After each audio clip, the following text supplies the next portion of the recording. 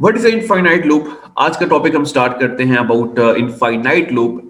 Math में भी आपने इनफाइनाइट के बारे में पढ़ा होगा कि अनलिमिटेड कंडीशंस अगर आपके पास आ जाती हैं, लाइक अगर मैं वन से स्टार्ट करता हूं तो वन के आगे मैं इनफाइनाइट लगा देता हूं, तो दिस इज कार्ड के वो फिगर्स कभी भी खत्म नहीं होने वाली। ठीक है, तो इनफाइनाइट लूप की डेफिनेशन ये आ जाती है कि अगर ऐसी लूप आपके पास आ जाती हैं जिसको स्टॉप करने के लिए कुछ ना हो, तो इस किस्म की लूप को हम इनफाइनाइट लूप कहते हैं। फॉर एग्जांपल वही जो हमने लास्ट जो प्रोग्राम हमने लिखा था, इस प्रोग्राम की मैं बात कर लेता हूं। इस प्रोग्राम में हमारे पास ये था कि इसको मैं थोड़ा सा जूम कर देता हूं ताकि आपको क्लियरली जो है नजर आ जाए।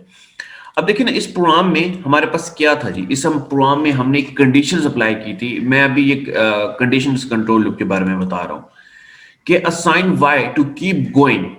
ठीक है, यहां पे मैंने एक स्टेटमेंट लगा दी है। वो स्टेटमेंट मैंने ये लगाई है कि अगर मैं वाई प्रेस करता हूं, अगर तो मैं वाई प्रेस करता हूं तो मेरी कंडीशन ट्रू होगी। ठीक है, तो this is called a count condition control loop.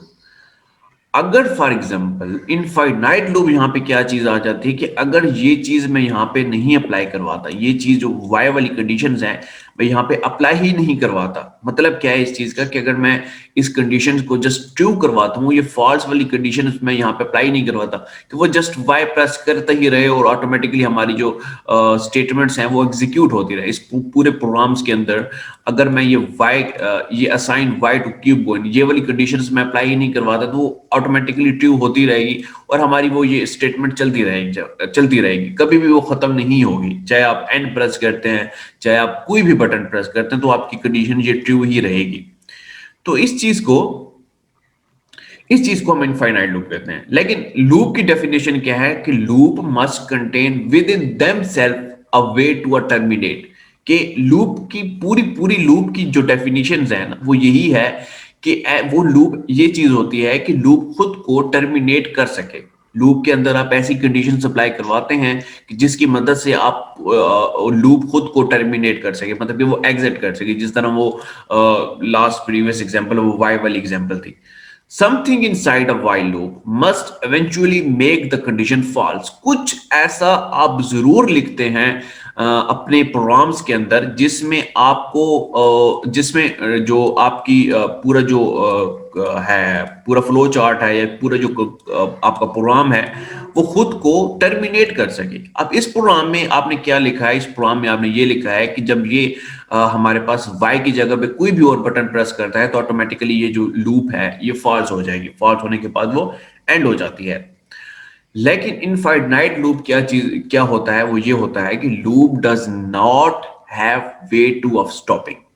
ठीक है, मतलब क्या है कि आप उसमें लूप में आप वाई वाली कंडीशन अप्लाई ही नहीं करवाते, तो वो लूप क्या कहलाएगी? आपकी इनफाइनाइट लूप कहलाएगी। इसमें क्या होता है कि repeat until the program is interrupted.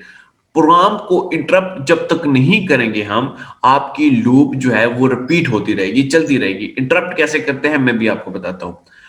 occurs when the programmers forget to include stopping code in the loop। For example ये होता कब है? देखिए, जो प्रोग्रामर्स होते हैं ना, मैं आपको सिंपल एक प्रोफेशनल प्रोग्रामर्स की मैं एग्जांपल आपको दे देता हूँ कि कभी भी वो लूप यूज कर रहे होते हैं, कोई भी वो प्रोग्राम या कोई भी गेम डेवलप कर रहे होते हैं, कुछ भी कर रहे होते हैं, वो जब भी लूप का इस्तेमाल करेंगे तो उसके अंदर वो कंडीशंस वो लाजमी अप्लाई करवाएंगे जिसकी मदद से वो कंडीशन फॉल्स होती है, वो लूप फॉल्स होती है, वो टर्मिनेट हो जाए।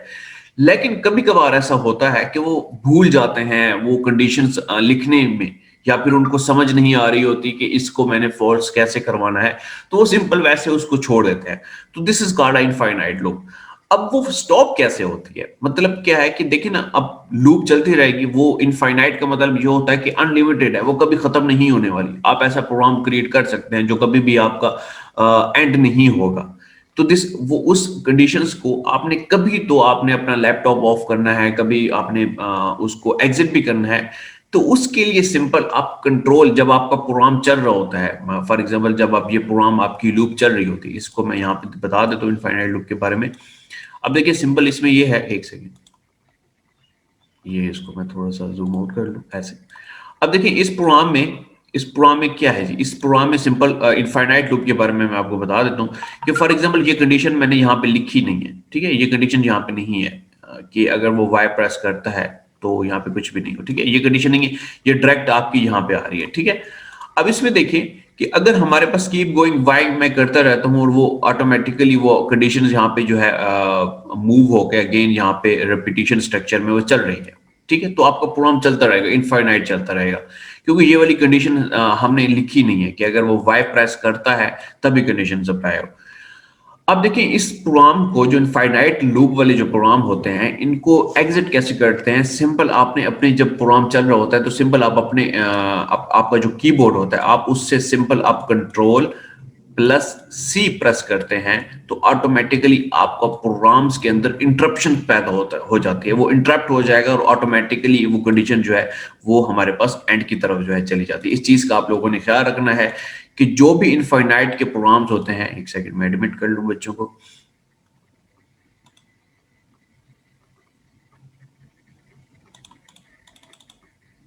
आप लोग थोड़ा सा टाइम से आ जाया करें, पूरे लेक्चर्स में आपके यही एडमिट में करता रहता हूं। तो जस्ट इनफाइनाइट लूप में आपने ये पढ़ा है कि कोई भी प्रोग्राम्स जिसमें आप भूल गए हैं उस लूप को स्टॉप करने के लिए, occurs when the programmers forget to include the stopping code in the loop, के प्रोग्रामर्स भूल जाता है कभी कभार वो उसको स्टॉप करना। तो इस चीज को स्टॉप करने के लिए सिंपल आप क्या करते हैं कि आप अपने कीबोर्ड से कंट्रोल प्लस सी का बटन जैसे ही प्रेस करेंगे तो ऑटोमेटिकली वो प्रोग्राम जो है, वो जो लूप है वो एग्जिट हो जाती है। मतलब क्या है कि repeat until the program is interrupted. Control plus C press करने से आपका प्रोग्राम जो है इंटरप्ट होगा और ऑटोमेटिकली वो जो है एग्जिट हो जाता है, वो मतलब कि वो लूप जो है वो एंड हो जाती है। तो this is called a infinite loop, this is the definitions of the infinite loop. ये सिंपल एक स्लाइड थी, मैं नहीं थोड़ा दोबारा रिवाइज करना इनफाइनाइट लूप्स को। रिवाइज में नहीं कर रहा बच्चे, टाइम नहीं होता। आप इस प्रोग्राम को, इस जो है इसको मैंने रिकॉर्ड किया है तो आप YouTube से देख लीजिएगा। इंशाल्लाह इस वीक में जितने भी प्रीवियस दो टॉपिक्स रह गए हैं अपलोड करने में, ये वाला टॉपिक भी जो है विद इन दिस वीक ही मैं अपलोड कर दूंगा। मेरे पास थोड़ा सा टाइम नहीं था तो इंशाल्लाह मैं अभी इसको रिपीट अपलोड कर दूंगा, तो आप इसको देख सकिएगा बाद में। तो this is called infinite loop, जिसमें सिंपल ये बताया गया है कि जब प्रोग्रामर्स भूल जाता है किसी भी लूप को फॉल्स करने में, तो उसको एग्जिट करने के लिए आप कंट्रोल प्लस सी का बटन प्रेस करेंगे तो ऑटोमेटिकली वो आपका प्रोग्राम जो है इंटरप्ट होके एग्जिट हो जाता है। मतलब क्या है, वो फॉल्स कंडीशन की तरफ जो है वो मूव कर देता है। तो दिस इज कॉल्ड इनफाइनाइट। ये जस्ट डेफिनेशन थी कि कुछ प्रोग्राम्स हमारे पास लूप के इसमें भी आ जाते हैं जिसमें आप उसको फॉरगेट करना भूल जाते हैं या फॉल्स करना भूल जाते हैं। तो नेक्स्ट चलते हैं जी about for loop, account control loop. हमारा मेन टॉपिक जो आज का था उसकी तरफ चलते हैं। What is about account control loop? What is account control loop? Basically आपका फॉर लूप होता है। कंडीशन कंट्रोल, इस चीज का ख्याल रखिएगा कि पेपर में जो क्वेश्चन भी आपका आ सकता है, क्वेश्चन है सर हम यूज कहाँ करते हैं और क्यों, किस चीज को आप यूज करते हैं? मुझे आपके क्वेश्चन की समझ नहीं आई। The for loop is basically called account control loop. Last जो प्रीवियस हमारा टॉपिक था जिसमें हमने कंडीशंस कंट्रोल्स के बारे में पढ़ा था, कंडीशन कंट्रोल बेसिकली आपका क्या होता है, इनफाइनाइट लूप। देखें इनफाइनाइट लूप ये होती है तब कंडीशंस तब आप अप्लाई करते हैं जब आपको नहीं पता होता कि आपके पास कितनी अमाउंट्स ऑफ डेटा है। ठीक है, देखिए सिंपल, कभी कभार आपके पास कहीं आप ऐसी ऑर्गेनाइजेशन में जॉब करने जा रहे हैं जहां पे आपको नहीं पता कि आपके पास कितने एम्प्लॉयज हैं, तो आपने इमरजेंसी तौर पे आपने प्रोग्राम क्रिएट कर दिया है कि जिस तरह प्रीवियस हमारे पास टॉपिक जो हमने कोड लिखा था उसमें हमें पता था कि हमने 5 टाइम या 7 टाइम आई थिंक था, 7 टाइम हमने वो व्हाइल लूप को जो है वो एग्जीक्यूट करवाना है। तो वो 5 टाइम जो है हम वो एग्जीक्यूट करवाते हैं और 6 टाइम के बाद हम वो एंड प्रेस कर देते हैं तो ऑटोमेटिकली हमारा प्रोग्राम जो एग्जिट हो जाता है। और कभी कभार ऐसा होता है कि आपका प्रोग्रामर भूल जाता है वो कंडीशन अप्लाई करना जिससे आपकी लूप फॉल्स हो जाए। तो उस चीज को हम इनफाइनाइट लूप कहते हैं, तो वो अप्लाई कर देते हैं और कंट्रोल सी की मदद से उसको में इंटरप्टेड पैदा करके उस प्रोग्राम को एग्जिट करवा देते हैं। तो this is the simple definition आपकी है, इसको इसमें ज्यादा प्रोग्राम्स करने की जरूरत भी नहीं है। तो जो मेन टॉपिक है about a for loop, for loop basically हम क्या करते हैं कि फॉर लूप में हमने जो काउंट कंट्रोल लूप के बारे में हम पढ़ते हैं, काउंट कंट्रोल लूप के बारे में मैंने ये बताया था आपको कि इसकी डेफिनेशन ये है कि a count control loop iterate a specific numbers of a times. एक सेकेंड, सही, count control iterate a specific numbers of a time, use a for loop to write a count control loop. मतलब क्या है इस चीज का, मैं आपको ये बताता हूं कि पाइथन में you can use for statement to write a count control. For statement आप इसका जो फॉर्मेट है, फॉर्मेट में सिंपल जो हमारा वाइल लूप था ना, उसका जो फॉर्मेट था उसकी जगह पे हम ये लिखते हैं वाइल, उसके बाद कंडीशंस और उसके बाद स्टेटमेंट्स हम लिखते हैं। लेकिन जब हम फॉर लूप के बारे में पढ़ते हैं, फॉर लूप में उसका जो फॉर्मेट है, ठीक है, उसके फॉर्मेट में थोड़ी सी चेंजिंग है। उसमें ये होगा कि आप सबसे पहले फॉर लिखेंगे, ठीक है, और उसके बाद वेरिएबल से क्रिएट करेंगे, वेरिएबल्स का आप कोई भी नाम दे सकते हैं। उसके बाद आप इन लिखेंगे और इस हमारे पास ब्रैकेट्स के अंदर value 1, value 2, value 3, value 4 and value 5, जहां तक स्पेसिफिक नंबर्स ऑफ टाइम तक, जहां तक आपने लूप को चलाना है वो यहां पे आप स्पेसिफाई कर देंगे। इसकी एग्जांपल मैं आपको देता हूं, देखिए डिफरेंट मैं अभी आपको बताता हूं कि काउंट कंट्रोल लूप और कंडीशन कंट्रोल लूप में क्या था। देखिए कंडीशन कंट्रोल लूप में मैं दोबारा वापस जा रहा हूं कि आप लोगों को थोड़ा सा यहां पे कंफ्यूजन ना हो। देखिए कंडीशन कंट्रोल लूप में हम सिंपल यहां पे कंडीशन देते हैं, यहां पे चले मैं यहां पे बता देता हूं कि कंडीशन कंट्रोल लूप में हम यहां पे कंडीशंस देते हैं कि ये बटन हम तब जब प्रेस करते हैं तब कंडीशन फॉल्स हो या ट्रू हो। ठीक है, हमें ये भी यहां पे भी नहीं पता कि हमारी जो ये लूप है कब तक एग्जीक्यूट होगी। फॉर एग्जाम्पल हम 5 टाइम इसको एग्जीक्यूट करवाते हैं, 6 टाइम एग्जीक्यूट करवाते हैं, 7 टाइम एग्जीक्यूट करवाते हैं, 10 टाइम या 100 टाइम एग्जीक्यूट करवाते हैं। अगर 100 टाइम भी एग्जीक्यूट करवाते हैं तो 100 टाइम की एग्जीक्यूशन के बाद मैं सिंपल जब एन प्रेस करूंगा तो ऑटोमेटिकली वो एग्जिट हो जाएगा। लेकिन मुझे पता नहीं है कि मेरी ये वाइल लूप कब कहां तक चलेगी। या सिंपल हम कोई क्वेश्चन दे देते हैं जिसमें हम बता देते हैं कि आपने 7 टाइम चलाना है या 8 टाइम चलाना है, तो उसके लिए आप वाइल लूप जो है एग्जीक्यूट करवा सकते हैं। लेकिन काउंट कंट्रोल लूप में आप iterate a specific numbers of time, आपको नंबर बता दिए गए हैं कि इतने नंबर्स तक आपने ये वाली स्टेटमेंट्स को एग्जीक्यूट करवाना है। इसको मैं यहां पे ऐसे बता देता हूं कि देखिए इसमें ये है कि इसमें आपने वैल्यूज दे दी हैं, ये वैल्यू 1, वैल्यू 2 एंड वैल्यू 3 जो भी है। फॉर एग्जांपल यहां पे सिंपल 2 वैल्यूज हैं, तो 2 वैल्यूज में क्या होगा कि ये एक वेरिएबल्स आप क्रिएट करेंगे, ठीक है। उस वेरिएबल्स के बाद यहाँ पे चले मैं एक प्रिंट की कमांड यहाँ पे मैं लिख देता हूँ, यहाँ पे मैंने प्रिंट की कमांड लिखी है और इसके अंदर मैं इसी वेरिएबल्स को प्रिंट करवा रहा हूँ। यहाँ पे इसके अंदर मैंने यहाँ पे वेरिएबल ही लिख दिया, यही सिंपल नाम सिंपल, ठीक है। इस चीज को मैंने यहाँ पे सिंपल एक प्रिंट की कमांड लिख दी। अब होगा क्या कि ये जो वेरिएबल्स है, ये वाली जब कमांड एग्जीक्यूट होगी तो उसके बाद ये जो वैल्यू है, फॉर एग्जाम्पल इसके अंदर मैंने 1 स्टोर किया है, तो 1 ऑटोमेटिकली किसको साइन हो जाएगा, इस वेरिएबल्स को साइन हो जाएगा, ठीक है। जैसे ही ये 1 इस वेरिएबल्स को असाइन होगा तो कंडीशन हमारे पास क्या होगी, ट्रू होगी। और उसके बाद ये जो नीचे प्रिंट की कमांड लिखी हुई है और इसके अंदर जो वेरिएबल प्रिंट हो रहा है ऑटोमेटिकली हमारे पास 1 जो है वो लिखा हुआ आ जाएगा। और उसके बाद जब ये 1 एग्जीक्यूट हो जाएगा तो नेक्स्ट बारी आएगी वैल्यू 2 की, तो वैल्यू 2 एग्जीक्यूट होगी, वैल्यू 2 की वैल्यू साइन होगी फिर वेरिएबल्स को, और फिर ऑटोमेटिकली ये वाली कंडीशन स्टेटमेंट एग्जीक्यूट होगी और इसमें अगेन प्रिंट हो रहा होगा तो इसके नीचे हमारे पास क्या आ जाएगा, 2 लिखा हुआ आ जाएगा, ठीक है। अब वैल्यू यहाँ पे फॉर एग्जांपल 3 है, तो 3 ऑटोमेटिकली इसके बाद इस वेरिएबल्स को एग्जीक्यूट असाइन होगी वैल्यू, और साइन होने के बाद ये प्रिंट की कमांड अगेन एग्जीक्यूट होगी और एग्जीक्यूट होने के बाद नीचे हमारे पास 3 लिखा हुआ हो, ये जो है ऐसे आ जाएगा। तो जैसे ही ये हमारे पास ब्रैकेट क्लोज होगी तो ऑटोमेटिकली पूरी फॉर लूप जो है वो टर्मिनेट हो जाएगी। तो यहाँ पे ना तो हमने कोई ऐसी कंडीशन बताई है कि ये कंडीशन, ये लूप जो है कब तक एग्जीक्यूट हो। देखिए सिंपल इसमें ये चीज समझ लें कि जो वैल्यूज हम इसके अंदर देंगे तब तक हमारी जो लूप है वो एग्जीक्यूट होगी, तब तक हमारी लूप चलेगी, चाहे ये हमारे पास 100 वैल्यूज ही क्यों ना हो, या 1000 वैल्यूज ही क्यों ना हो, या एक वैल्यू ही क्यों ना हो।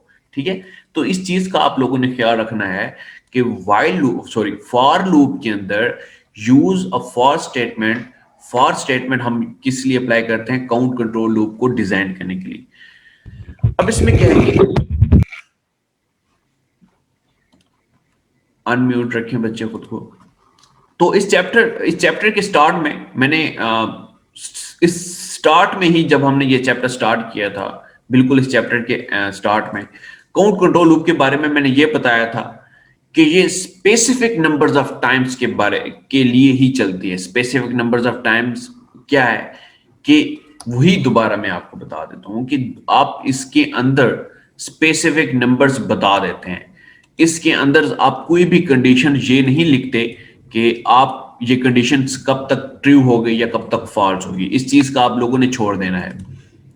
सर कॉलन की जगह देन लिख सकते हैं? हाँ लिख सकते हैं, बट वो कभी कभार एग्जीक्यूट होती है, लेकिन पाइथन में वो आपकी जो है मोस्टली एरर ही आपको देता है। तो जो सिंटैक्स आपका जो दिया गया है उस टेक्स्ट को ही फॉलो करेंगे तो वो एरर से जो है वो बच सकते हैं। अच्छा, इसकी एग्जांपल मैं आपको ये देता हूं कि फॉर एग्जांपल इसी जो फॉर लूप है ये कहाँ पे अप्लाई हो सकती है कि सिंपल आप एक ऑफिस में जॉब कर रहे हैं, एक ऑफिस है और ऑफिस की टाइमिंग ये है कि सिक्स एक वीक में वो 6 डेज जो है वो ऑफिस आपका खुला रहता है और संडे को जस्ट ऑफ होता है। और अब आपने जो 6 डेज वो जो ऑफिस खुला रहता है उस हर डे में की जो सेल्स काउंट है, मतलब कि मंडे है, मंडे में कितनी सेल्स हुई है, Tuesday, Wednesday, Thursday, Friday and Saturday तक, यानी कि मंडे से लेके सैटरडे तक हर डे की अलग अलग आपने जो है वो सेल्स काउंट करनी है। तो इस प्रोग्राम में आपको क्या समझ आ रही है? तो इसके लिए आपको प्रोग्राम्स में जस्ट सिंपल 6 डेज के लिए ही प्रोग्राम्स को एग्जीक्यूट करवाना है। आगे समझिए इस चीज की कि अब सिंपल फॉर एग्जांपल इसी फॉर्मेट को मैं अप्लाई करता हूं। इस फॉर्मेट में इसी फॉर्मेट में अब वैल्यू 1 है, फॉर एग्जांपल मंडे है, ट्यूसडे है, वेडनेसडे है, थर्सडे, फ्राइडे, सैटरडे। अब सैटरडे तक जो है वो इस कंडीशंस को आप अप्लाई करवाएंगे। ठीक है, इसके अंदर वैल्यू 1 जो है, फॉर एग्जांपल सैटरडे को हमारी जितनी सेल्स हुई है वो वेरिएबल 1 को असाइन होगी और ऑटोमेटिकली वो प्रिंट होके आ जाएगी। फिर सेकंड मंडे ट्यूसडे को ये वाली वैल्यू असाइन वेरिएबल्स को असाइन होगी, and again Tuesday, Thursday, Friday and Saturday को अगेन एंड अगेन ये कंडीशंस अप्लाई होगी और ऑटोमेटिकली संडे सैटरडे जो है हमारी वो एग्जीक्यूशन जो है वो स्टॉप हो जाएगी और अगेन हमारे पास वो जो प्रोग्राम है वो उसकी जो टोटल काउंटिंग है वो संडे को हमें बता देगा कि आपकी मंडे, ट्यूसडे, वेडनेसडे, थर्सडे और सैटरडे तक जितनी काउंट्स होगी उसको प्लस करके हमें वो जिस बता सकता है। तो कंडीशंस कंट्रोल लूप को लिखने के लिए हम फॉर लूप का ही इस्तेमाल करते हैं। For loop is basically for जो लूप है फॉर लूप वो हम कंडीशंस कंट्रोल के लिए इस्तेमाल की। पाइथन में फॉर लूप की डिजाइनिंग जो है सिंपल, इसको मैं दोबारा ही बता देता हूँ चलो, कि जो इसकी जो हम डिजाइनिंग करते हैं वो डेटा के सीक्वेंस के हवाले से होती है। हमेशा जो डेटा हम इसके अंदर अप्लाई करवाएंगे, जो भी डेटा आप इसके अंदर लिखेंगे वो आपका सीक्वेंस में चलेगा। सीक्वेंस कैसे होगा? आपका लेफ्ट टू राइट होगा। आपका लेफ्ट वाली पहले अप्लाई होगी, ठीक है, फिर ये सेकंड, फिर थर्ड, जब तक वो एंड नहीं होता आपकी वो कंडीशन जो अप्लाई हो रही थी। इस चीज का ख्याल रखना है आपने कि वो वैल्यूज जो भी आप देंगे वो आपको सीक्वेंस में ही बताएगी। In Python of the for statement is designed to work with the sequence of items। जो भी आइटम्स में वैल्यूज आप देखें वो आपकी सीक्वेंस में ही चलेगी, 1 2 3 4 ऐसे सीक्वेंस में चलेगी। सिंपल इसका जो स्टेटमेंट है वो इसी इसी इसी जो आपके जो फॉर्मेट दिया गया है इसी फॉर्मेट को हम अप्लाई करेंगे अपने जो हमारे पास जो प्रोग्राम हमें अब आप जिस प्रोग्राम्स को हम जब एग्जीक्यूट करेंगे तो इसी फॉर वेरिएबल्स को ही हम अप्लाई करेंगे।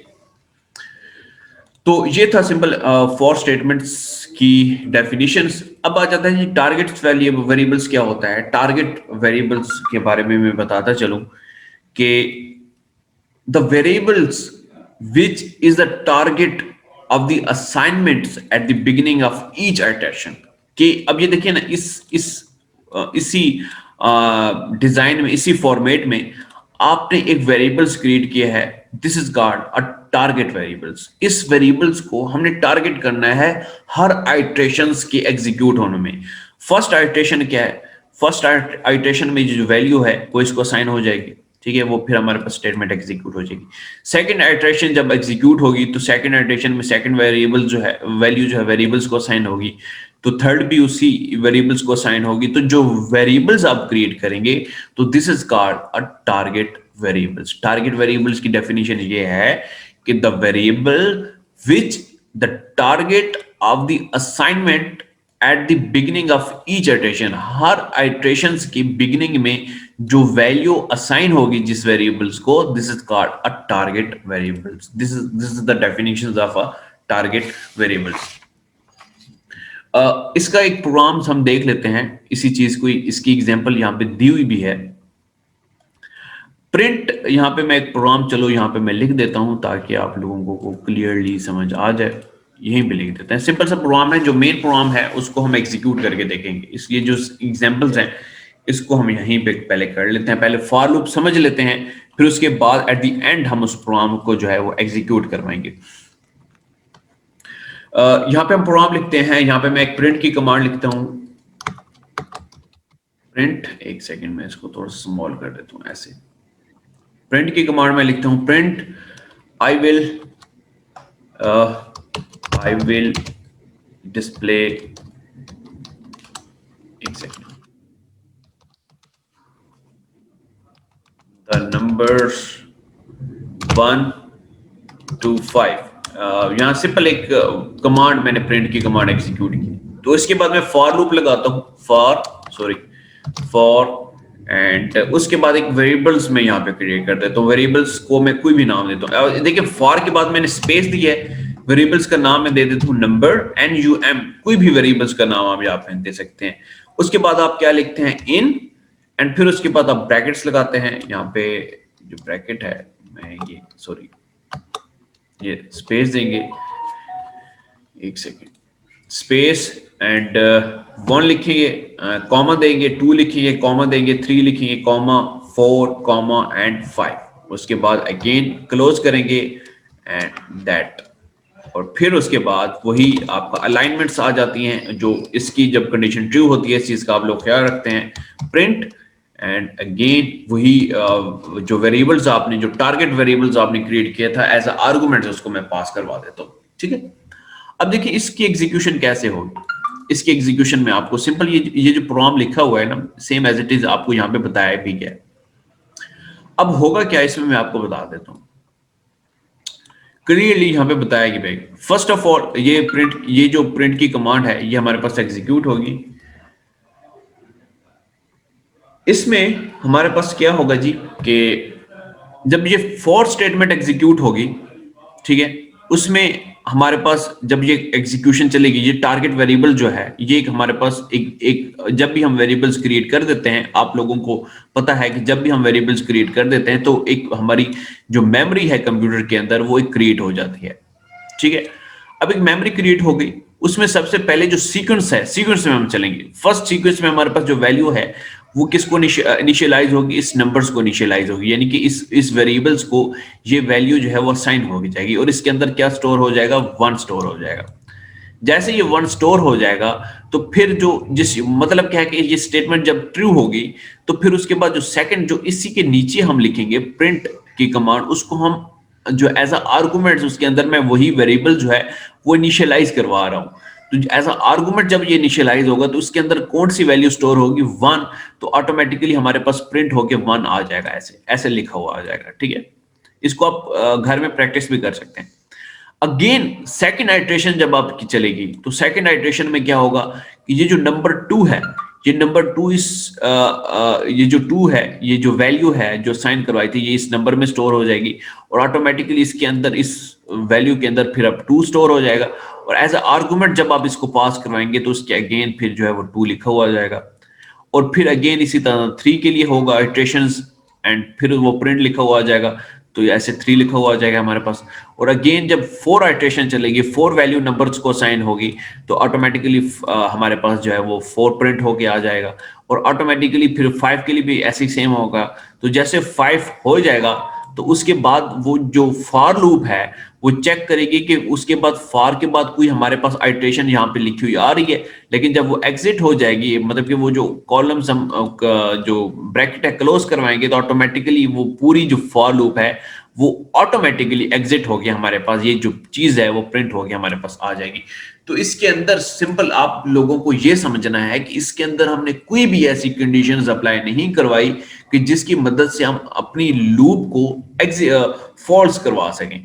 इसमें ट्रू और फॉल्स का कॉन्सेप्ट ही नहीं है, इसमें सिंपल आप सीक्वेंस ऑफ आइटम्स दे देते हैं कि जितने भी आइटम्स, जितनी भी वैल्यूज को आप एग्जीक्यूट करवाएंगे, जितने भी नंबर्स ऑफ आइटम्स को आपने एग्जीक्यूट करवाना है, उतने नंबर्स ऑफ आइट्रेशंस की आप जो है एक फॉर लूप क्रिएट कर लेते हैं और उसके अंदर उसके नीचे कोई भी स्टेटमेंट्स आप अप्लाई करवा सकते हैं।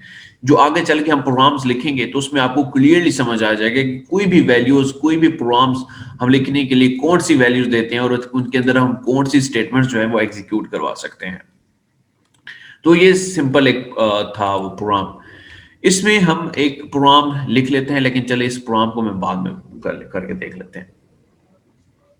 नेक्स्ट चलते हैं जी, रेंज के हवाले से हम पढ़ते हैं। इस प्रोग्राम्स में हम ये जो प्रोग्राम है जो आज हमने करना है ये रेंज के हवाले से ही है, लेकिन ये जो नेक्स्ट स्लाइड है ये पढ़ के मैं आपको बता देता हूँ।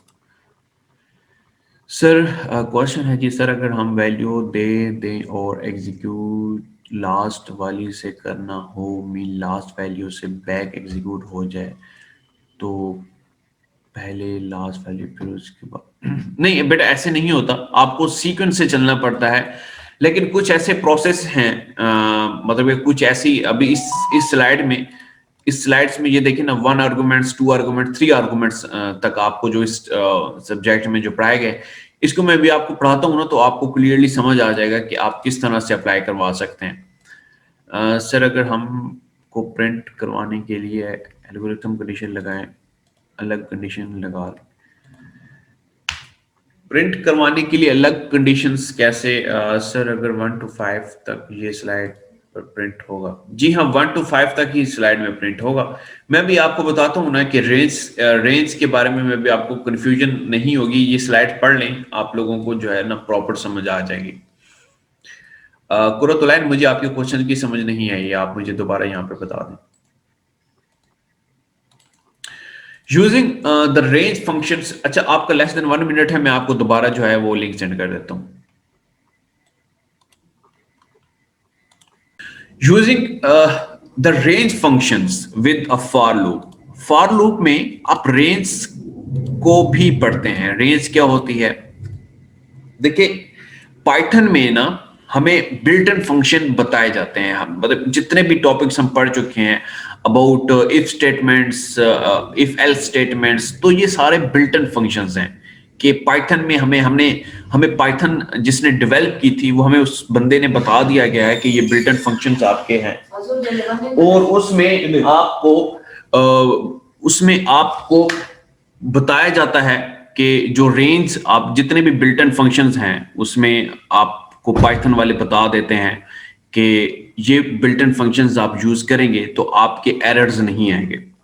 इसी तरह रेंज फंक्शंस में भी आपको पाइथन ने एक बिल्ट इन फंक्शन बताया गया है जिसको हम रेंज कहते हैं। रेंज में बेसिकली क्या होता है? रेंज में बेसिकली ये होता है कि ये एक ऐसा ऑब्जेक्ट होता है, रेंज की मैं बात कर रहा हूं, ऐसा ऑब्जेक्ट होता है जिसको हम आइट्रेबल्स कहते हैं। आइट्रेबल्स क्या होता है? Iterables is an object that is a similar to a list के range return and iterable objects, और आइट्रेबल्स ऑब्जेक्ट्स के हवाले से हम इसको पढ़ते हैं। आइट्रेबल्स की डेफिनेशन ये है कि contain a sequence of values that can be iterated over. मतलब क्या है कि अगर फॉर एग्जांपल आपके पास इसी ऑब्जेक्ट्स को मैं देख लेता हूँ, इसी चीज को देख लेता हूँ। देखिए, अगर फॉर एग्जांपल ना आपके पास रेंज स्मॉल है, छोटी रेंज, आपको अगर मैं बता देता हूँ कि अगर आपके पास 5 वैल्यूज हैं तो 5 वैल्यूज के लिए आप ये सिंपल रेंज लिख देते हैं, टाइप कर देते हैं। लेकिन अगर फॉर एग्जांपल मैं आपको प्रोग्राम्स, एक ऐसा प्रोग्राम दे देता हूं जिसमें मैं आपको कहता हूं कि आपने 100 वैल्यूज को जो है वो एग्जीक्यूट करवाना है। 100 वैल्यूज को एग्जीक्यूट करवाने का सिंपल एक तो रास्ता ये होगा कि आप बैठे रहेंगे 5 6 7 8 9 10 11 12 13 जितने भी है आप वो 100 तक जो है वो उसको एग्जीक्यूट करवाएंगे और उसके बाद वो जो लूप है वो क्लोज करवा देंगे। ऐसे एक तो रास्ता ये है, लेकिन इससे मतलब ये होगा कि आपका टाइम काफी लग जाएगा। आपके अगर मैं पेपर में ये क्वेश्चन देता हूँ तो आप 1 से लेके 100 तक जो है वो काउंटिंग लिखेंगे, फिर उसके बाद वो जो है आइट्रेशन जो है वो आपको क्लोज करवानी पड़ेगी। एक रास्ता ये है, लेकिन इससे टाइम कंज्यूम काफी हो जाता है। लेकिन सेकंड जो वे है, second way this is called a range. Range आप खुद बता देते हैं कि इस रेंज तक आपने आपके जो ऑब्जेक्ट्स हैं, आपके आइट्रेबल्स हों। आइट्रेबल्स क्या हैं कि contain a sequence of the values that can be iterated over, कि इस रेंज तक हमें सीक्वेंस तक जो है वो लूप को चलाना है। फॉर लूप की मैं बात कर रहा हूं कि अगर फॉर एग्जांपल इसकी मैं यहाँ पे ये एग्जांपल दे देता हूं कि for the number of the range, मैं यहीं पे लिख देता हूं कि अगर यहाँ पे इस प्रोग्राम को मैं यहाँ पे प्रिंट करवा देता हूं कि for the number of range, यहाँ पे मैं अप्लाई करवा दूं फॉर एंड उसके बाद सेम मैं यहाँ पे लिखूंगा वेरिएबल्स का नेम नंबर एंड उसके बाद इन एंड उसके बाद आपने सिंपल रेंज लिखना है और उसके बाद स्मॉल ब्रैकेट के अंदर आप यहाँ पे 100 लिख देते हैं, 100 एंड क्लोज करेंगे। अब इसी प्रोग्राम को अगर मैं एग्जीक्यूट मैंने करवाना है तो सिंपल मैं यहाँ पे लिखूंगा 5 एंड सेम क्लोज करवाऊंगा एंड अगेन यहाँ पे मैं सिंपल सेम वही चीज में प्रिंट करवा दूंगा, प्रिंट एंड और उसके बाद NUM एज आर्गुमेंट में पास करवाऊंगा। तो एग्जैक्टली सेम यही आपकी जो ये जो कंडीशंस हैं, ये वाली जो कंडीशंस हैं एग्जैक्टली आप इसके साथ जो है अप्लाई करवा सकते हैं। तो सिंपल बताने का मतलब ये था कि अगर ऐसी सिचुएशंस आपकी आ जाती हैं जिसमें आपको numbers of thousands of numbers आपने सीक्वेंस में जो है वो उसको एग्जीक्यूट करवाने हैं, तो उसमें आपको जो है सिंपल आप जो है रेंज का ऑब्जेक्ट जो है वो यूज करते हैं। सिंपल आप रेंज का नाम लिखते हैं। अब उसमें क्या होगा कि उसमें ये होगा कि अगर फॉर एग्जांपल इस चीज में आप लोगों ने इस चीज का एक ख्याल ये रखना है कि अगर फॉर एग्जांपल ये चीज है ना, इस चीज को मैं दोबारा यहाँ पे बता देता हूँ कि एक है कि अगर फॉर एग्जांपल एक चीज आपने लिखी है कि यहाँ पे आप फॉर लूप लिखते हैं, फॉर लूप, ठीक है। फॉर लूप के बाद सिंपल आपने वेरिएबल्स क्रिएट किया है एंड उसके बाद इन और उसके बाद आपने रेंज एंड उसके बाद ये पूरा रेंज मैंने नहीं लिखा, यहाँ पे आप 5 प्रिंट करवाते हैं ऐसे एंड क्लोज करवाते हैं और उसके बाद प्रिंट की कमांड आप लिख देते हैं ये वाली, ठीक है। यहाँ पे सिंपल इसको एज एन आर्गुमेंट्स पास करवाते हैं। अब इसमें एक चीज का आप लोगों ने ख्याल ये रखना है कि ये देखिए ये 5 है, तो 5 देखिए आपकी जो काउंटिंग है, आपकी काउंटिंग कहां से स्टार्ट होती है? आपकी काउंटिंग स्टार्ट होती है जी 0 से, ठीक है। इस कंडीशन में तो आपने बता दिया था कि फर्स्ट जो वैल्यू है वो 1 है, तो वो प्रिंट हो गया, हमारे पास 1 आ गई थी। सेकंड वैल्यू 2 है, वो 2 आ गई थी, 3 आ गई थी, 4 आ गई थी, 5 आ गई थी। ऐसे ये जो चीज है ये इसके लिए मैं बता रहा हूं, इन सब के लिए मैं बता रहा हूं, ये इस चीज के लिए मैं बता रहा हूं, ठीक है। लेकिन अगर ये जब अप्लाई करवाएंगे तो इसमें जो आपने रेंज 5 दी है तो इट्स मींस कि आपकी रेंज जो है वो 0 से स्टार्ट हो रही है। फर्स्ट 5 की जो रेंज है वो 0 इसमें अप्लाई होगी इस वेरिएबल्स में और प्रिंट होगी 0 आ जाएगा। फिर सेकंड में आपका 1 आएगा, फिर 2 आएगा, फिर 3 आएगा और फिर 4 आएगा। और ये जो रेंज 5 है ये 5 टाइम इसको एग्जीक्यूट करवाएगा। आपका 5 लिखा हुआ नहीं आएगा। इस चीज का आप लोगों ने ख्याल रखना है कि जो भी रेंज आपने अप्लाई करवानी है, अगर आपने सेम यही अप्लाई करवानी है तो इसकी जगह आपको 6 लिखना पड़ेगा। 6 लिखेंगे तब भी 5 टाइम जो है वो जो रेंज है वो आपकी एग्जीक्यूट होगी, अदरवाइज नहीं होगी। तो इसी चीज के हवाले से इसकी जो टाइप्स हैं वो आपकी जो रेंज की जो कैरेक्टरिस्टिक्स हैं वो यहाँ पे बताई गई हैं। 3 कैरेक्टरिस्टिक्स हैं जिसमें हमें बताया जाता है कि एज आर्गुमेंट्स आप एक सेकेंड सर, अगर नो सीक्वेंस में ना हो तो फिर सारे नंबर सीक्वेंस में ना हो तो उसी के बारे में ये भी जो मैं करेक्टरिस्टिक्स बता रहा हूं उसमें आपको क्लियरली समझ आ जाएगी। रेंज की करेक्टरिस्टिक्स बताई गई हैं। वन आर्गुमेंट्स क्या है? वन आर्गुमेंट्स ही है कि जो हमने सिंपल 5 लिखा था ना, ये इस जगह पे मैं आपको बता देता हूं। अब ये देखें, सिंपल आपने इसको मैं यहां पे लिख देता हूं कि जी एज आर्गुमेंट्स जो सिंपल आपने 5 प्रेस किया था, this is a one arguments. ठीक है, यहां पे रेंज लिख देते हैं आपको क्लियरली ताकि समझ आ जाए।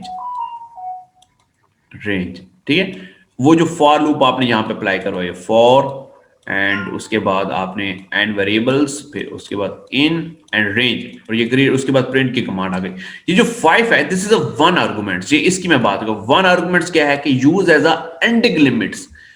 एंडिंग लिमिट्स है, this is called a ending limits. इस चीज का आप लोगों ने ख्याल रखना है कि ये आपकी एंडिंग लिमिट है। जब ये एग्जीक्यूट होगी, आपका 0 से स्टार्ट होगा और कहां तक चलेगा? 4 तक चलेगा। मतलब 1 2 3, मतलब 5 टाइम, यानी कि ये जो 0 है ये 1 है, ये 2 सेकंड आइटेशन, ये थर्ड आइटेशन, 4 आइटेशन एंड 5 टाइम, यानी कि 5 टाइम तक जो है ये आइटेशन जो है आपकी एग्जीक्यूट होगी। This is called a one arguments. ठीक है, अब अगर मैं टू आर्गुमेंट्स की तरफ चलता हूं, टू आर्गुमेंट्स में क्या होता है कि two arguments starting value and the ending limits. Starting, इस चीज का आप लोगों ने ये चीज ख्याल रखनी है कि स्टार्टिंग वैल्यू है और एंडिंग लिमिट है। एंडिंग लिमिट क्या होती है? First iteration, second iteration, third iteration, 4 iteration, 5 iteration. ये जो 5 आइटेशन है, this is the limit. And starting value क्या है कि आपने किस वैल्यू से स्टार्ट करनी है। ठीक है, तो this is called a two argument. इसके लिए मैं क्या करूंगा, इसके लिए सिंपल मैं यहां पे लिख देता हूं, इसको मैं सिंपल यहां पे अच्छे से प्रोग्राम लिख के आपको बता देता हूं। फॉर एंड उसके बाद एंड यू नंबर, एंड उसके बाद इन रेंज एंड कॉलम लगाएंगे एंड स्टार्टिंग रेंज कॉमा 5। इसके बाद एग्जीक्यूट करवाएंगे। इसको मैं थोड़ा सा स्मॉल कर देता हूं ऐसे, और इसको मैं थोड़ा सा ऐसे ले आता हूं, एंड इसके बाद इसको ऐसे लिखेंगे और फिर उसके बाद इसकी जगह पे प्रिंट के कमांड में एज अ आर्गुमेंट्स आप सिंपल उसको एग्जीक्यूट करवाएंगे नंबर को। अब देखिए इसमें क्या है जी, इसमें यह है कि फर्स्ट में देखें कि अब इसमें स्टार्टिंग वैल्यू क्या है आपकी? 1 है। अब यहाँ पे मैंने स्टार्टिंग वैल्यू बता दिया है कि स्टार्टिंग वैल्यू आपने 1 से स्टार्ट करनी है, वो आइटेशन जो है वो 1 से स्टार्ट होगी। और लिमिट क्या है?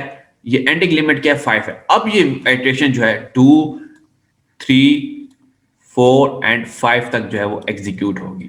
ठीक है, इस चीज का आप लोगों ने ख्याल रखना। अगर आप ये 1 नहीं लिखते, जस्ट 5 प्रेस करते हैं, this is called a ending limit.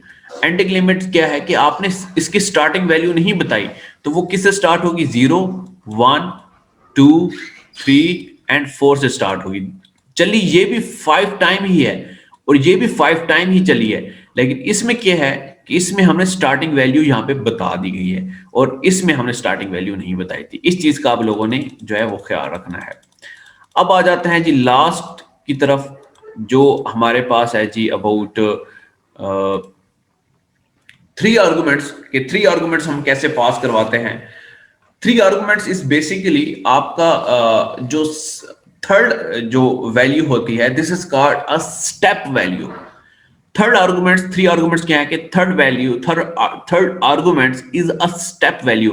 वही जो अभी आप में से एक बच्चे का क्वेश्चन था ना, मैं वो क्वेश्चन दोबारा रिपीट कर देता हूं कि सर अगर नो सीक्वेंस में नंबर्स हों, तो मतलब कि सीक्वेंस में आपने नंबर नहीं चलाने, मतलब कि स्टेप वाइज चलाने हैं, या मतलब कि अगर मैं चाहता हूं कि मेरी आइट्रेशन जो है मैं जब 1 प्रेस करूं तो 1 के बाद मेरी सेकंड आइट्रेशन जो है वो 3 आए, 3 के बाद 5 आए, 5 के बाद 7 आए। तो इसके लिए अब जो थर्ड आर्गुमेंट्स है वो एज अ स्टेप वैल्यू वो जो है काउंट करवाते हैं। उसको कैसे लिखते हैं वो भी मैं हम यहाँ पे बता देता हूँ, फिर उसके बाद हम एक प्रोग्राम लिखते हैं, फिर उसके बाद हम क्लास एंड करते हैं। ये है जी, इसको हम देख लेते हैं। फॉर लूप, बल्कि मैं पूरी फॉर लूप नहीं लिखता, मैं जस्ट सिंपल यहाँ पे रेंज लिख देता हूँ, रेंज एंड अगेन उसके बाद 1 लिखेंगे, this is called starting value, comma लिखेंगे एंड 10 लिखेंगे, this is called ending limit, and third one is a step limit, ठीक है, या स्टेप वैल्यू लिख देते हैं। आप यहाँ पे 3 भी लिख सकते हैं, 4 भी लिख सकते हैं, 5 भी लिख सकते हैं, मैं जस्ट 2 लिखता हूँ समझाने के लिए, ठीक है। अब इसको क्लोज करवाते हैं और उसके बाद प्रिंट की कमांड आप लिख सकते हैं, ठीक है। अब इसमें क्या होगा बच्चे, इसमें ये होगा कि देखें, फर्स्ट है, फर्स्ट जो है this is called starting value, again starting value आ गई। Second value is called ending limit, और जो थर्ड वैल्यू है this is called a step value. अब देखें जब वो एग्जीक्यूट होगी ये वाली फॉर लूप, तो क्या होगा, स्टार्ट कहां से होगा जी, 1 से स्टार्ट हो रहा है जी, यहाँ पे ले आते हैं, यहाँ पे स्टार्ट 1, एक सेकंड इसका कलर मैं चेंज कर देता हूँ,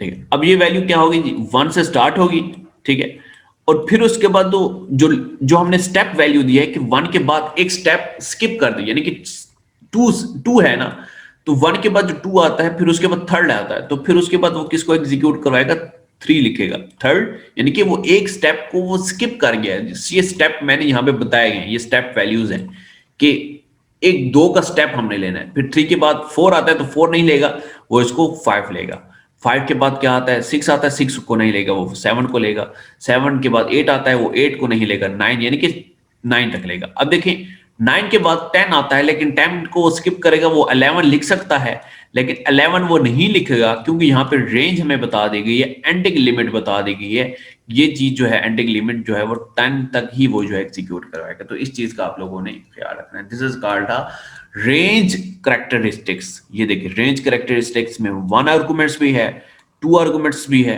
एंड 3 आर्गुमेंट्स भी है। इस चीज का आप लोगों ने ख्याल रखना है।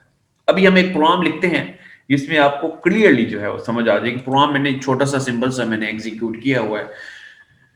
प्रोग्राम बेसिकली क्या है, प्रोग्राम ये है कि इसमें प्रोग्राम्स को आगे यहाँ पे बताया भी गया है कि using a target variables inside the loop. वही जो सिंपल एग्जांपल थी ना कि what is a target variables, क्या होता है, तो टारगेट वेरिएबल्स का काम क्या होता है, उसको हम लूप के अंदर कैसे यूज करते हैं, वो इस प्रोग्राम्स में आपको बताया गया। Using a target variables inside the loop, loop के अंदर ही हम इसको इस्तेमाल करेंगे। Purpose of the target variables is to reference each items in the sequence of the loop iteration। कि अब देखिए ना ये जो target variables and numbers, her iterations में, हर सीक्वेंस में इसको हम टारगेट कर रहे हैं। जो भी वैल्यूज हमने इस जगह पे दी हुई हैं वो इसी को ही टारगेट करती हैं। Target variables can be use in calculations और task in the body of the loop. कि जो लूप की बॉडी के अंदर जो भी टास्क हमें दिए जाते हैं वो वेरिएबल्स, वो जो टारगेट वेरिएबल्स है उसी की मदद से हम यूज कर सकते हैं। इसकी एग्जांपल जो है, calculate the sequence root of the each numbers in the range. कि इसकी जो एग्जांपल्स है वो ये है कि स्क्वायर रूट्स आपने फाइंड करने हैं कि 1 का स्क्वायर रूट क्या होता है, 1 का 1 ही होता है, 2 का स्क्वायर रूट 4 होता है, 5 का स्क्वायर रूट 3 का स्क्वायर रूट क्या होता है, यानी कि 3 की पावर जो 2 होती है, 3 3 are 6। तो ये स्क्वायर रूट्स हमने फाइंड करने हैं। स्क्वायर रूट्स जो मैथ में भी आप सिंपल कर चुके हैं, उसका प्रोग्राम हमने यहाँ पे लिख लिया है सिंपल। इस प्रोग्राम को समझिए। प्रिंट एक सिंपल प्रिंट की कमांड है, उसके अंदर एज अ नंबर्स, फिर उसके बाद control T is a basically आपकी टैब होती है। कंट्रोल टी आप चैप्टर नंबर 1 में मैंने आपको पढ़ा चुका हूं कि कंट्रोल टी हम क्यों यूज करते हैं, टैब के लिए यूज करते हैं कि एक टैब की स्पेस हमारे पास आ जाए। तो फिर उसके बाद एक स्क्वायर है, एक वर्ड है, हमारे पास प्रिंट होके आ जाएंगे। फिर उसके बाद ये वाली कमांड जो है वो ये प्रिंट होके हमारे पास आएगी। अब यहां से बेसिकली सिंपल आपका प्रोग्राम जो है वो एग्जीक्यूट हो रहा है। अब यहाँ पे ये चीज देखें, 2 है, मैं यानी कि 2 आर्गुमेंट्स में यहां पे पास करवा रहा हूं। तो फॉर एक वेरिएबल्स मैंने यहां पे क्रिएट किया है, variable this variable is called a target variables. ठीक है, इस चीज को आप लोगों ने ख्याल रखना है। ये टारगेट वेरिएबल्स है, इसमें हमने क्या करना है कि 1 to 11 तक हमने एक रेंज बता दी है। 1 से स्टार्ट करनी है और 11 इज द एंडिंग वैल्यू। ठीक है, मतलब क्या है कि अगर 11 है तो वो 10 तक ही चलेगा। इस चीज में, इस चीज का 1 2 हो जाएगा, 3 होगा एंड 4 होगा, 5 6 7 8 9 एंड 10। ठीक है, इस चीज का आप लोगों ने 10 तक ही वो इसको जो है 11 है तो वो 10 तक ही इसको एग्जीक्यूट करेगा। अब इसमें देखें सेकंड में जब ये 1 जो है एग्जीक्यूट 1 जो वैल्यू है नंबर्स में इस वेरिएबल्स को जब असाइन होगी तो उसके बाद ये वाली कमांड जो है वो एग्जीक्यूट होगी। स्क्वायर, ये देखिए ना, इस प्रोग्राम की मैं बात कर रहा हूं, ये देखिए ना स्क्वायर रूट है ऑफ ईच द नंबर। इसको प्रोग्राम को मैं एग्जीक्यूट करता हूं ना तो पहले मैं फिर आपको बता देता हूं। अब इसमें देखिए ये किधर गया, सेव एज करते हैं एंड अगेन इसको सी में जाते हैं एंड अगेन इसको यूजर देयर एंड इसको हम स्टोर कर देते हैं squ.py एंड इसको हम स्टोर कर देते हैं इसमें सेव। ठीक है, अब इसमें कमांड की लाइन में जाते हैं cmd एंड अगेन इसको पाइथन स्पेस squ.py। अब देखिए इसका स्क्वायर क्या है, अब ये देखिए वही एग्जीक्यूट हमारे पास हो गई 1 का स्क्वायर रूट। अब इसमें देखिए, इसमें ये देख लिया हमारे पास 1 में क्या था, 1 वेरिएबल्स हमारे पास स्टोर हुआ, उसको हमने जो है स्क्वायर रूट सिंपल देखिए ना, आपको मैं चैप्टर नंबर 2 में लेके जाना पड़ेगा मुझे, आई थिंक ऐसे ही करना पड़ेगा। अब ये देखिए ये जो डबल मल्टीप्लिकेशन जो है हम स्क्वायर रूट्स के लिए फाइंड करते हैं, चैप्टर नंबर 2 में हमने इसको क्लियरली समझाया था मैंने आप लोगों को कि प्रिंट की कमांड में हम सिंपल जो मल्टीप्लिकेशन है। जी जी सर ये आपने पावर के लिए कहा था सर, यानी कि 2 की पावर के 2 तो फिर तो वो तो 4 होगा सर। नहीं नहीं, ये पावर के लिए होता है मैं सर। बात कर रहा हूँ, एक सेकंड रुके ना, एक ये देखिए क्वेश्चंस मैं पहले पढ़ लूं। इसमें बेटा किस चीज की कंफ्यूजन है आपको, इसमें देखिए ना स्क्वायर्स, ये जो चीज है ना, ये 2 टाइम जो मल्टीप्लिकेशन हम करते हैं बेसिकली हम यहाँ पे स्क्वायर रूट्स के लिए ही हम यूज करते हैं। अब आई थिंक मेरे ख्याल से वो मैंने यहाँ पे ये मिस्टेक की है। अब ये देखिए ना, अभी इस चीज में 1 का स्क्वायर रूट ये है ना 2 है, अब इसका 1 का स्क्वायर रूट हमारे पास क्या आएगा, 1 ही आएगा। 2 का स्क्वायर रूट हमारे पास 2 का स्क्वायर रूट बेसिकली 4 आएगा एंड 3 का स्क्वायर रूट हमारे पास 2 है तो क्या आएगा, तो 3 9 ही आएगा। वो मल्टीप्लिकेशन नहीं है बेसिकली, आपको स्क्वायर रूट। ये स्क्वायर है, स्क्वायर रूट लिखेंगे 1/2 होता है। जी बच्चे, सर ये तो स्क्वायर है, स्क्वायर रूट 1/2 होता है। 1 बाय, बेटा स्क्वायर रूट की है ये एग्जांपल, मैं आप लोगों को इस तरह इसको समझ लेना, यहाँ पे लिखा हुआ भी है ये। इसमें किस चीज की सर वो कंफ्यूजन? 4 का स्क्वायर 2 होता है सर। वो सर आप थोड़ा सा कंफ्यूज कर रहे हैं कि सर 4 का स्क्वायर रूट 2 होगा सर। एक सेकंड बच्चे, मुझे भी सर स्क्वायर, सर ये तो स्क्वायर है, आप कर रहे हैं स्क्वायर रूट 1/2 होगा तो ये फिर 2 का स्क्वायर 4 का स्क्वायर रूट 2 हो जाएगा। एक सेकंड बच्चे, एक सेकंड रुकिए रुकिए, एक सेकंड किधर गया। अब इसमें देखिए ना, इसमें स्क्वायर रूट चैप्टर नंबर 2 में देखिए ना, इसमें ये चीज हम किस लिए अप्लाई करते हैं, ये जो चीज है किसी भी चीज को पाइथन में मैंने आपको बताया था कि अगर मल्टीप्लिकेशन 2 टाइम अगर हम करते हैं, ये अगर इसको मैं 2 लिखूंगा तो this means this is called a square root. 1 का स्क्वायर रूट यानी पावर जिसको हम कहते हैं पावर, अब आप लोगों को समझ आ गई होगी, 2 की पावर 2 है तो 2 इसका मतलब कि 2 2s are 4। ठीक है, ये जो पावर है इस चीज को लिखने के लिए हम डबल मल्टीप्लिकेशन का साइन यूज करते हैं। अब आई थिंक आप लोगों को क्लियर होगी। अब इसमें यही प्रोग्राम सेम एग्जैक्टली वैसे ही एग्जीक्यूट किया गया है। अब इसमें देखें कि आपकी ये जो लाइन है स्क्वायर नंबर्स, स्क्वायर रूट 2 है तो 1 का स्क्वायर रूट 1 है, 2 का स्क्वायर रूट 4, 3 का स्क्वायर रूट 9, 4 का 16, इस तरह 5 का 25, 6 का 36, 10 का 100 स्क्वायर रूट है। ये चीज आप लोगों को सिंपल, ये देखिए ना पहली कमांड नंबर जो आ गई, फिर उसके बाद ये वाली कमांड हो गई और उसके बाद वो फार्मूला एग्जीक्यूट हुआ। सिंपल चैप्टर नंबर 2 था आई थिंक, मैं आप लोगों को यहां से ओपन करके बता देता हूँ, रुके। सर स्क्वायर रूट तो वो होता है सर जो जिसको हम रूट में लगते हैं सर। अब 4 लिखेंगे तो उसका सर 2 आएगा सर। आप ये पावर मालूम कर रहे हैं सर। स्क्वायर बच्चे, स्क्वायर और स्क्वायर रूट जो होता है ना वो, एक सेकंड मुझे भी कंफ्यूज कर दिया आप लोगों ने।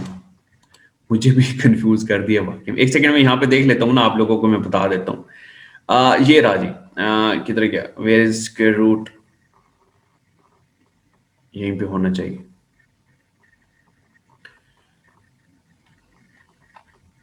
कमेंट्स वेरिएबल्स किधर गया भाई, ये रहा। मल्टीप्लिकेशन एक्सपोनेंटेशन है ना, ये इसमें ये देखना डबल स्टेरिक्स जो है ये किस लिए हम यूज करते हैं, एक्सपोनेंटेशंस के लिए यूज करते हैं कि पावर्स हमारे पास आ जाती है, 2 की पावर 2 तो 3 की पावर 2, तो ये स्क्वायर रूट ही, हम इसको स्क्वायर रूट ही कहते हैं बच्चे, कि स्क्वायर ले लेना। अब ये देखिए ना कि rise the number of the power, इसमें ये देखिए एक्सपोनेंट ऑपरेटर्स है, ये इसको एक्सपोनेंट्स ऑपरेटर्स कहते हैं, जिसका मतलब ये होता है कि raise a numbers of to the power, कि अगर y है इस x exponent operators y is equal to, it means कि x की पावर y है। आई थिंक आप लोगों को अब क्लियर हो गई होगी कि सर एक्सपोनेंट अलग चीज होती है और पावर वो स्क्वायर रूट अलग चीज होती है। अच्छा चलें ऐसे ही होगा, फिर ऐसे ही कर लेते हैं, चलें आप जो कह रहे हैं तो वैसे ही होगा। किधर गया ये रहा। Calculate the square root of the each the number of in the range, इन्होंने अजीब से लिखा हुआ स्क्वायर रूट इन्होंने लिखा हुआ था। चलें स्क्वायर रूट वैसे इनको मेरे ख्याल से कह सकते हैं स्क्वायर रूट लेना। चलें इसको मैं वैसे देखूंगा कि ये इन्होंने स्क्वायर, मेरे ख्याल से इसको स्क्वायर रूट ही कहते हैं, लेकिन चलें आप लोगों की कंफ्यूजन दूर करने के लिए मैं इसको वैसे स्टडी करूंगा कि इसको क्या कहते हैं। लेकिन प्रोग्राम की मुझे ये बता दें, समझ आई है प्रोग्राम की, ये बता दें चैट में, सब बता दें कि समझ आई।